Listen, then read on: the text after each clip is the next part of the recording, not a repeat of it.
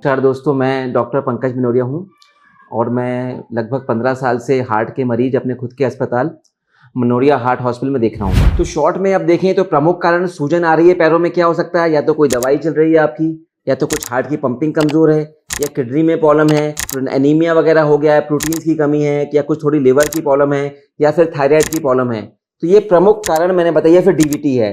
तो ये प्रमुख 5-6 कारण होते हैं। अगर सूजन आ रही है तो हमें ध्यान में रखना पड़ता है। तो सूजन को हमें एक तो कभी भी आए तो उसको लाइटली नहीं लेना है। इसका प्रमुख कारण ये कि जब अगर सूजन अगर ज़्यादा देर तक रहती है पैरों में, तो पैरों में क्लॉटिंग हो सकती है और वही क्लॉट पैरों में से जाके हमारे हार्ट में फंस सकता है, जिसको कि बोलते हैं पल्मोनरी एम्बोलिज्म। तो सूजन को लाइटली नहीं लेना है, तुरंत संपर्क करना है डॉक्टर से और उसका कारण का पता लगना है। अब आता है कौन कौन से हम टेस्ट कराते हैं जब पैरों में सूजन होती है। जैसे कि मैंने बताया कि वो डिपेंड करता है कि हम कौन सा कारण सस्पेक्ट कर रहे हैं आपके पैरों में। बट यूजुअली बेसिक टेस्ट जो होते हैं, हम आपका हीमोग्लोबिन चेक करते हैं, आपकी किडनी फंक्शंस टेस्ट कर लेते हैं, लिवर फंक्शंस टेस्ट करते हैं, आपका प्रोटीन लेवल एस्टिमेट कर लेते हैं और थायराइड की जांच कर लेते हैं।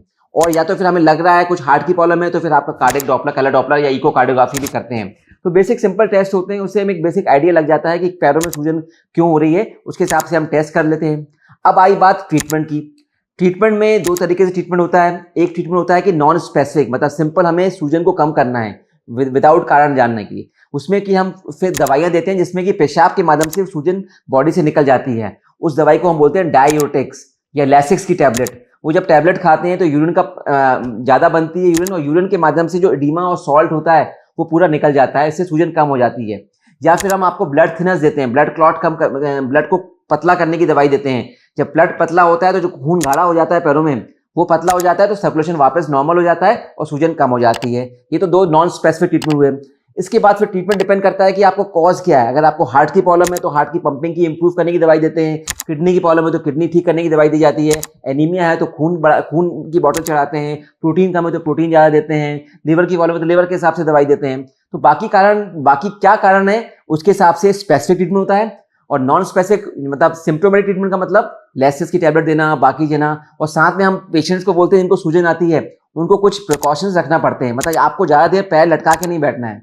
अगर आप पैर लटका के बैठते हैं तो पूरा, जैसे मैंने बताया, वेन्स का काम होता है ब्लड को उल्टा वापस हार्ट तक करना। अगर आप पैर लटका के ज़्यादा बैठोगे तो उसको ग्रेविटी के अगेंस्ट काम करना पड़ेगा। तो वो काम करने से वो कतराती है, काम ठीक से नहीं कर पाती वेन, तो फिर वहीं खून इकट्ठा हो जाता है। इसलिए जिसको भी पैरों में सूजन आती है उसको हम बोलते हैं रात में जब भी सोएं तो पैर के नीचे 2 तकिए लगाएं, लिम्ब को एलिवेट करके रखें। ज्यादा देर लटका के पैर नहीं बैठे। ज्यादा देर बैठना हो आपको तो स्टूल रख लें सामने और स्टूल में पैर रखें और थोड़ा एलिवेट करके रखेंगे तो ग्रेविटी के माध्यम से भी सूजन कम हो जाती है। अगर आपको ज्यादा देर बैठने का काम है तो थोड़ा थोड़ा बीच में आप उठें, पैर को चलाते रहें, इस तरह से एक्सरसाइज थोड़ी करते रहें। जब पैर को थोड़ा चलेगा, फंक्शनिंग होती रहेगा तो क्लॉटिंग बनने के चांस कम होते हैं। तो बेसिक प्रिकॉशन भी हम बताते हैं। सोडियम इंटेक ज़्यादा कम करने का बोलते हैं, नमक कम खाएं, कोई नमक भी इकट्ठा होता है। तो बेसिक लाइफस्टाइल में परिवर्तन करते हैं, दवाइयां देते हैं, उससे सूजन कम हो जाती है। लेकिन सूजन को कभी भी लाइटली नहीं लेना है, पैरों सूजन, क्योंकि ये कई बार जानलेवा भी हो सकती है।